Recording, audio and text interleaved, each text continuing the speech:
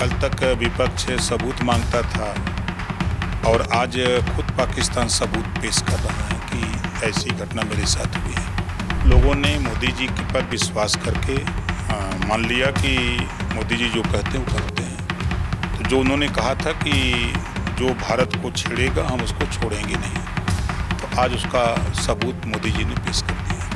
पाकिस्तान तो खुद सबूत पेश कर रहा है कि हमारा ये आतंकवादी ठिकाना ध्वस्त हो गया, ये ठिकाना ध्वस्त हो गया। आज तो खुद वो सबूत दे रहा है पाकिस्तान, हम लोगों को क्या बताना है। 22 अप्रैल को पहलगाम में आतंकी हमला हुआ, जिसके बाद 7 मई को मॉक ड्रिल होनी थी। पूरे देश और दुनिया की नज़रें मॉक ड्रिल पर टिकी हुई थी। यहाँ तक कि पाकिस्तान भी मॉक ड्रिल का इंतजार कर रहा था, जबकि 6 से 7 मई की रात को भारतीय सेना ने स्ट्राइक करके पहलगाम का बदला लिया। आज इसी मुद्दे पर बात करने हम आए हैं कैबिनेट मंत्री उत्तर प्रदेश सरकार में ओपी राजभर जी के पास। सर, कल भारतीय सेना ने अपने पहलगाम हमले का जवाब दिया और पाकिस्तान में स्ट्राइक की, जिसके बाद 9 ठिकाने ध्वस्त कर दिए गए। इस पर इसको आप किस तरीके से देखते हैं? कि पहलगाम घटना के बाद आतंकवादियों ने प्रधानमंत्री जी को चुनौती दिया। उस चुनौती को पीएम साहब ने स्वीकार किया और स्वीकार करके कार्रवाई करने का निर्णय लिया। और देशवासियों की ये मंशा थी कि पहलगाम घटना का जवाब पाकिस्तान को दिया जाए। तो उसको लेके देश के प्रधानमंत्री जी ने दुनिया के तमाम देशों से बातचीत की। आतंकवाद के सवाल पे दुनिया के तमाम देश भारत के साथ आए और उसका रिजल्ट है कि 9 ठिकानों पर आतंकवादियों के हमले किए गए और हमले में 9 ठिकाने पूरी तरह ध्वस्त हो गए। कल तक विपक्ष सबूत मांगता था और आज खुद पाकिस्तान सबूत पेश कर रहा है कि ऐसी घटना मेरे साथ हुई है।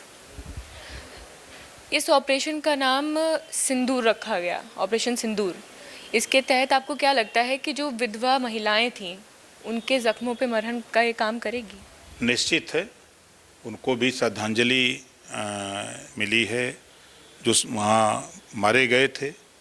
और जो बहनें विधवा हुई हैं उनके भी मन में आज ये संतुष्टि हुई कि देश के प्रधानमंत्री जी ने आज जो बदले लिया है पहलगाम घटना का, तो वो भी नहीं बल्कि पूरे देश के लोग आज खुश हैं कि प्रधानमंत्री जी के नेतृत्व में आज सेना ने जो काम किया है, पूरे देश को सेना पर गर्व है और सेना के काम से पूरा देश खुश है।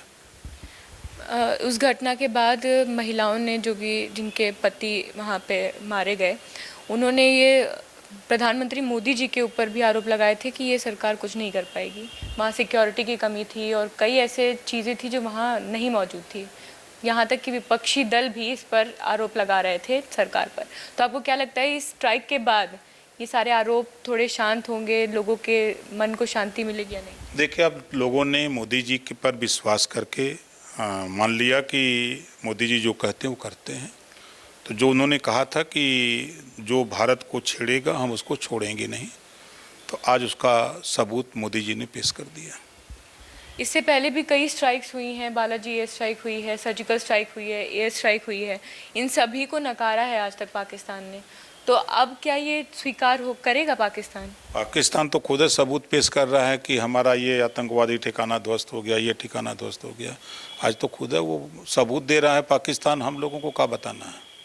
तो अभी तक जितने रिपोर्ट्स आए हैं, आपको क्या लगता है कि पाकिस्तान सही सब बताएगा कि कितने पाकिस्तानी इसमें क्या क्या नुकसान हुआ है? जिसको चोट लगी है, जिसको नुकसान हुआ है, तो वो तो खुद दिखा रहा है कि हमको यहाँ घाव लगा है, यहाँ घाव लगा, ये टूट गया, ये फट गया है, तो खुद बता रहा है। पाकिस्तान के खिलाफ आपको क्या लगता है ये कार्रवाई सही है कि नहीं, और दूसरी चीज़ इससे ज़्यादा कुछ होना चाहिए या नहीं? देखिए, कार्रवाई पूरे देश के लोगों में खुशी है इस कार्रवाई से। जो भी प्रधानमंत्री जी के नेतृत्व में जो भी सेना कार्रवाई करेगी उसका पूरा देश स्वागत करेगा। तो हमारे साथ थे ओपी राजभर जी। हम लोगों ने उनसे पहलगाम से रिलेटेड जो भी एयर स्ट्राइक हुई है, अभी स्ट्राइक की भारतीय सेना ने, उस पर बात की है। The journalist news, Lucknow, Kanika Shukla.